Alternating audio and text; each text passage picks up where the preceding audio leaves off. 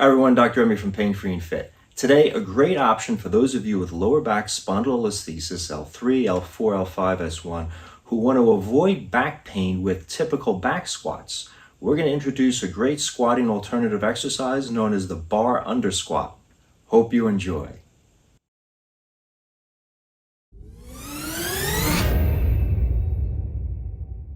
So understanding the mechanics of squatting as it relates to low back spondylolisthesis L3, 4, 5, and S1 is essential to try to avoid irritating the lower back.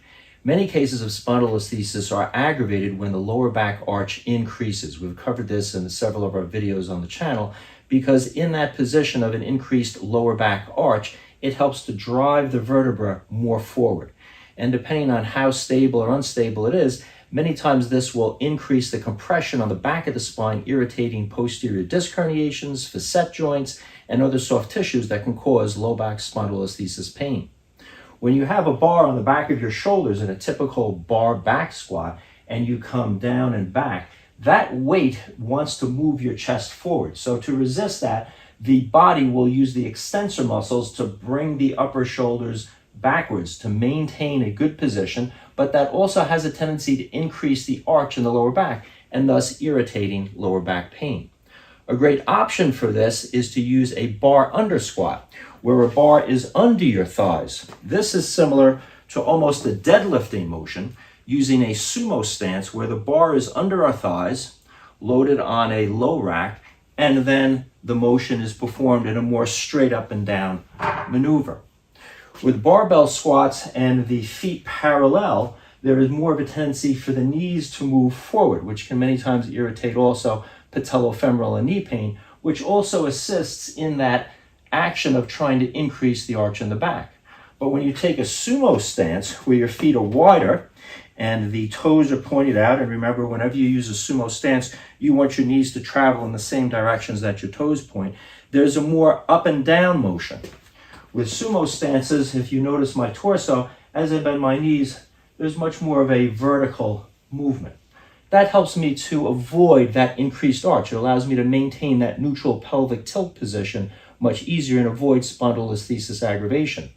When my legs are closer together, facing straight forward, during a squat, you'll instantly feel, if you put your hand in the arch of your lower back, a desire for the lower back to try to increase its arch. Versus widening your stance, and you're much more likely to keep a flatter back or to avoid that increased arch.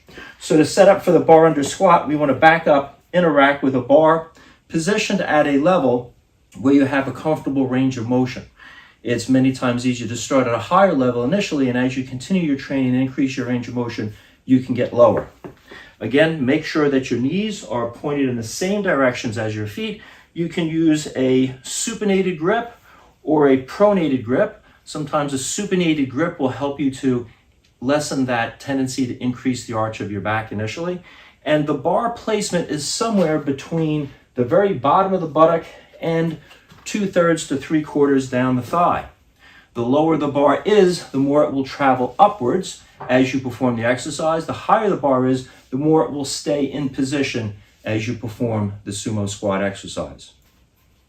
Remember, when performing the bar under squat, to make sure that you have a neutral pelvic tilt alignment throughout your low back.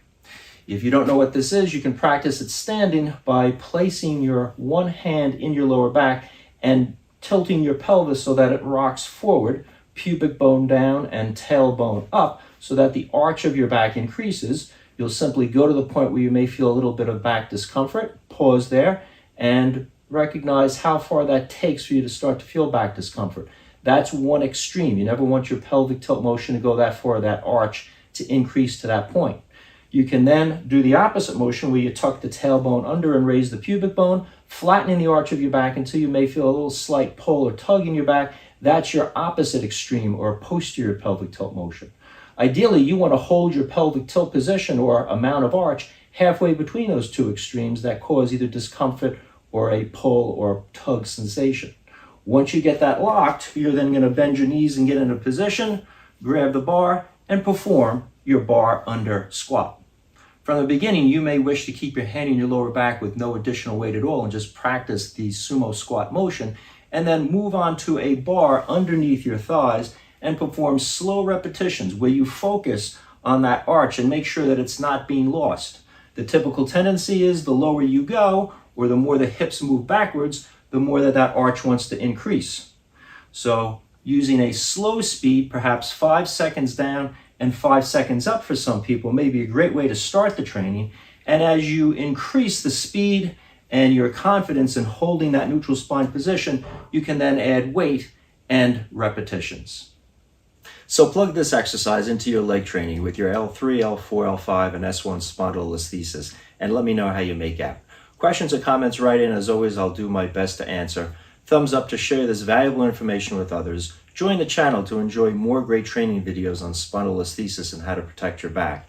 And remember, if you're looking for a great way to figure out what your body mechanics are, where your posture, movement, and core muscle imbalances are, and how to change these and improve them through a systemized program to self-rehab your lower back spondylolisthesis, check out our fast track program for spondylolisthesis available at painfreeandfit.com.